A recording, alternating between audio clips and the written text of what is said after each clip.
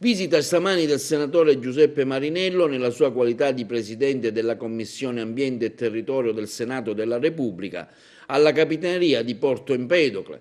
Il senatore Marinello è stato poi accompagnato dal prefetto di Agrigento Nicola Diomede, dal comandante della Capitaneria Parisi, dal suo vicegovernale, dalla direttrice dell'ARPA Cimecca, in visita alla Scala dei Turchi per via del fenomeno che in questi giorni si è verificato, cioè che sulla battigia della spiaggia, prossima appunto alla Scala dei Turchi, sono state rinvenute delle macchie rossastre che sembrano denotare la presenza di ossido di ferro. Grande l'attenzione mediatica lanciata da Mare Amico, che ha avuto grande attenzione nella stampa nazionale su questo presunto inquinamento che ha determinato una pigmentazione alla Scala dei Turchi, e quindi era doveroso da parte mia, nella qualità di Presidente della Commissione Ambiente, andare a fare una verifica.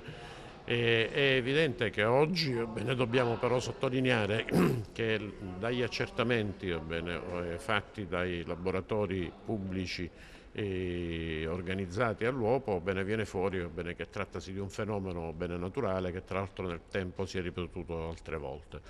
E quindi se da un lato assolutamente positivo l'audience mediatica su una tematica di questo genere dimostra che la Scala dei Turchi oggi è diventata una sorta di icona per tutta la provincia di Agrigento, viene percepita come tale anche a livello nazionale, non possiamo che tranquillizzare l'opinione pubblica che il fenomeno proprio descritto non deriva da atteggiamenti penalmente rilevanti, da atteggiamenti criminali, ma è un fenomeno naturale.